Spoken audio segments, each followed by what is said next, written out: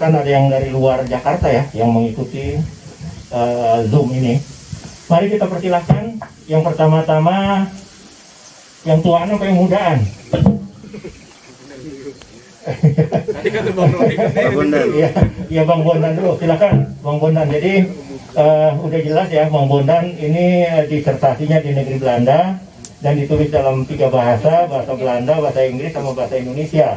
Saya yang bahasa Indonesia belum dapat, jadi saya nggak tahu apa isi dia punya disertasi. Yang jelas tentang kebetawian, kebataviaan. Selamat datang Bang, silakan duduk Bang. Silakan Bang Bondan Kanu Moyoto.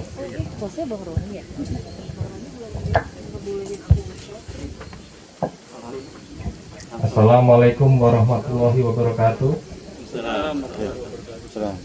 Selamat siang teman-teman semua. Ini kesempatan yang berharga buat saya untuk bisa ikut memberi pemikiran ataupun mungkin pandangan ya tentang bagaimana revolusi terjadi di tanah Betawi. Nah, ini hal yang menarik karena memang kebetulan minat saya itu kepada sejarahnya Betawi. Walaupun judulnya itu tentang Batavia, tapi sebetulnya bicaranya tentang orang Betawi, isinya tuh begitu. Secara umumnya itu karena orang biasanya kalau nulis sejarah Jakarta, fokusnya kalau nggak orang Belanda, kalau nggak orang Tionghoa. Nah, saya itu kan orang Indonesia, ngapain saya nulis yang nggak dekat sama saya gitu ya. Jadi saya fokus, walaupun judulnya itu tentang perkembangan sosial ekonomi di Batavia, nah itu ceritanya sih sebetulnya tentang orang Betawi gitu ya, tapi abad 17-18 gitu. Nah ini tema kita hari ini kan ceritanya tentang revolusi kemerdekaan gitu ya, dan ini satu hal yang juga sangat menarik sebetulnya, satu perkembangan lebih lanjut lah dari situasi di tanah Betawi ya, telah mengalami perkembangan akibat dampak dari kolonialisme. Nah, kalau kita mau pahami kenapa masyarakat Betawi menjadi seperti situasi di masa revolusi, artinya ada para tokoh-tokoh, ada ulama, kemudian juga ada para pemuka masyarakat gitu ya, ada jagoan, ada jawara, itu semuanya adalah dampak dari perkembangan interaksi masyarakat Betawi dan kolonialisme. Kolonialisme itu paling lama di Indonesia justru terjadinya di Jakarta atau di Betawi. Jadi daerah pertama di mana orang Belanda membangun koloni itu di Betawi ya, di tanah Betawi. Jadi kalau mau bicara tentang pengalaman kolonialisme, mestinya orang Betawi yang paling tahu tuh ya, karena paling lama berinteraksi sama penjajah gitu ya. Dan itulah yang menjelaskan kenapa ketika Indonesia memproklamasikan kemerdekaan, salah satu yang menyambut paling semangat yaitu orang Betawi. Ya, udah lama banget ngalami kolonialisme itu ya. Kalau kita bilang tentang 350 tahun Indonesia dijajah oleh Belanda, daerah lain nggak ngalamin 350 tahun, nggak semuanya itu. Kalau kita bicara tentang orang Aceh misalnya ya, Aceh itu baru ditaklukkan Belanda itu awal abad 20, 1904 lah, dengan ditangkapnya Cetnya Din gitu ya. Bali baru tahun 1906 kerajaan terakhir itu dikalahkan oleh orang Belanda. Papua sama itu, baru sekitar mungkin abad 19 orang Belanda masuk ke Papua. Tapi kalau bicara Jakarta atau Betawi itu udah dari tahun 1619 ya, 1619. Jadi yang namanya orang Betawi itu udah lama kolonialisme ya, gitu. Jadi ini yang harus disampaikan dulu sebelum kita bicara kenapa kok revolusi terjadi sedemikian dahsyat ya di Jakarta ketika itu. Jadi ketika kita memproklamasikan kemerdekaan 17 Agustus 1945 itu langsung disambut dengan gegap gempita. Ya, semangat masyarakat itu luar biasa. Yang namanya orang Betawi atau masyarakat Jakarta itu nggak hanya yang tinggal di kota, tapi juga yang ada di wilayah-wilayah sekitarnya. Yang kalau kita kenal sekarang namanya itu Jabodetabek ya, Jakarta, Bogor, Depok, Tangerang, Bekasi, itu wilayah orang Betawi atau Jakarta Raya lah begitu ya. Jadi nggak bisa tuh dikotak-kotakin orang Betawi cuma yang tinggal di kota Jakarta, apa yang ada di pinggiran aja gitu, enggak. Orang Betawi itu ada di wilayah Jabodetabek. Kalau di zaman kolonial namanya Oma London nggak tahu ya gitu ya. Jadi karena itu ketika proklamasi kemerdekaan itu diproklamirkan, rencananya itu bukan di rumah Soekarno. Rumah Soekarno kan Jalan Pegangsaan Timur tuh, sekarang namanya Jalan Proklamasi.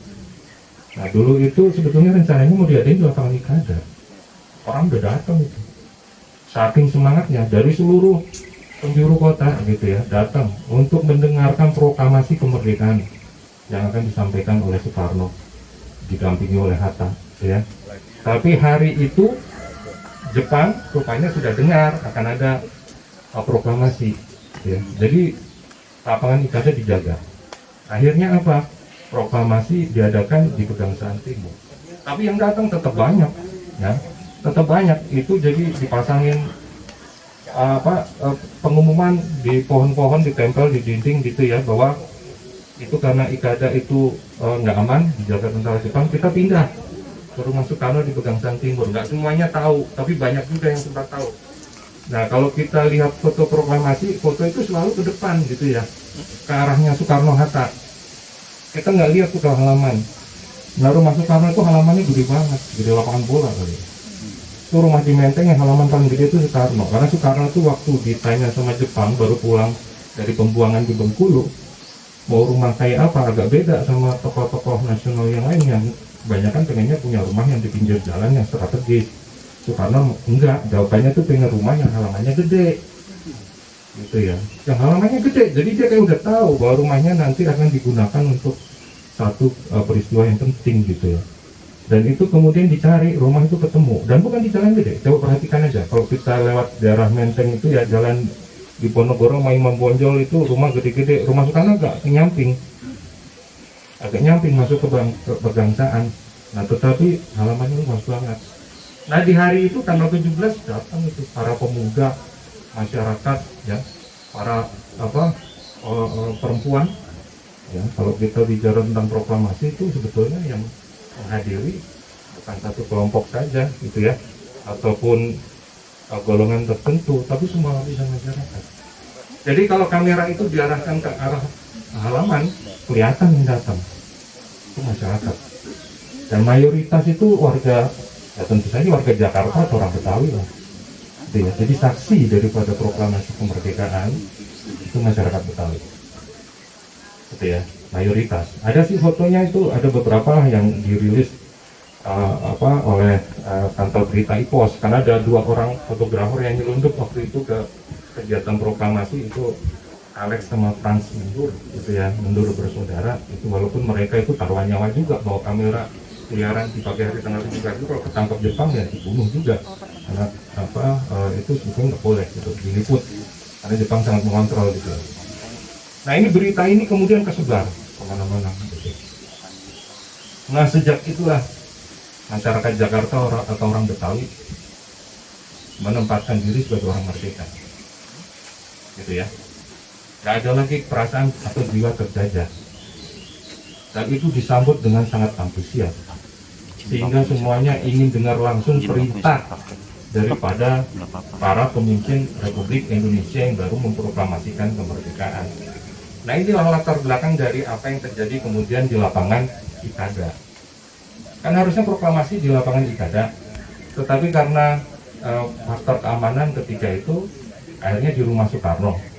Nah tetapi pada akhirnya Soekarno tetap harus menyampaikan kepada masyarakat tentang keberadaan pemerintah Republik Indonesia yang kelengkapannya itu terbentuk pada tanggal 18 Agustus 1945, kepilih Presiden Wakil Presiden, Undang-Undang Dasar, pembentukan Komite Nasional Indonesia, semacam lembaga MPR DPR untuk kondisi revolusi ketika itu.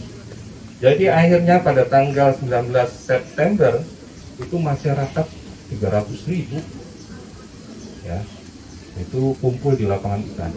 Mungkin ini teman-teman udah pernah lihat semua tuh fotonya tuh di internet, gampang di searching rapat lapangan Ikada, kelihatan gitu ya. Dari itu lautan masyarakat bisa dipastikan itu hampir sebagian besar, mungkin 75-90% adalah orang Betawi. Ya. Jadi mereka dengar sendiri sekarang secara langsung tuh, ya, meskipun di bawah ancaman tentara Jepang, karena mereka datang pakai tank, bawa senjata lengkap, membunuh bayonet, tapi nggak ada yang takut. Rupanya keinginan untuk merdeka itu jauh lebih besar ya daripada ketakutan untuk keselamatan nyawa sendiri.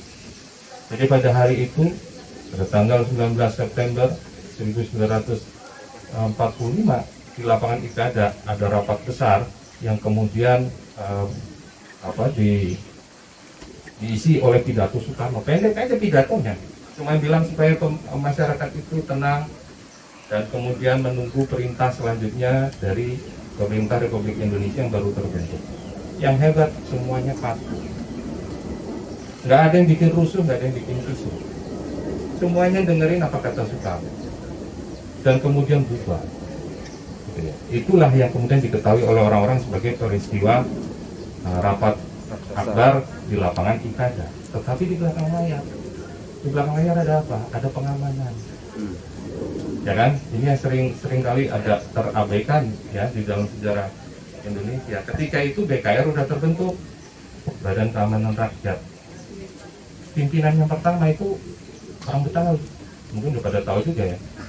Iya, pimpinan yang pertamanya itu Mufreni Mukmin, gitu ya, anak Betawi, gitu ya. Ini Mufreni Mukmin ini legendaris gitu ya. Dulu badan biasa aja, cuma nyali gede banget. Hingga dipercaya sama pemerintah ya, pemerintah Republik Indonesia yang baru terbentuk untuk memimpin BKR. Dan tanggung jawabnya gede banget. Jadi dia pada hari itu mengerahkan anak buahnya dan dirinya sendiri mimpin pengamanan rapat umum di lapangan Ikada. Nah ini yang belum pernah diceritakan di buku sejarah gitu ya. Jadi kalau di foto kelihatan itu Mufreni itu ada. Selalu di dekatnya Soekarno sama Hatta, jaga keselamatan dua pemimpin Indonesia itu. Dengan apa? Dengan mempertaruhkan nyawanya sendiri. Kalau ada orang yang menyerang Soekarno Hatta, maka orang yang pertama akan jadi tameng adalah Mufreni, gitu ya. Dan itu kemudian apa yang dilakukan itu sepadan, karena hari itu nggak ada pertumpahan darah. Hari itu semuanya berlangsung dengan lancar dan baik. Jadi selain karena wibawanya Soekarno, tentu saja karena ada juga tindakan pengamanan yang sangat berani, ya. Karena ketika itu Jepang itu senjata masih lengkap itu ya. Kalau mereka mau melakukan penumpasan gampang banget. Tapi sudah diantisipasi kalau sampai terjadi sesuatu yang akan pasang badan BKR di bawah pimpinan Mufreni Mukmin. Nah itu yang pertama, peristiwa pertama yang mungkin harus digarisbawahi tentang peran daripada masyarakat Betawi.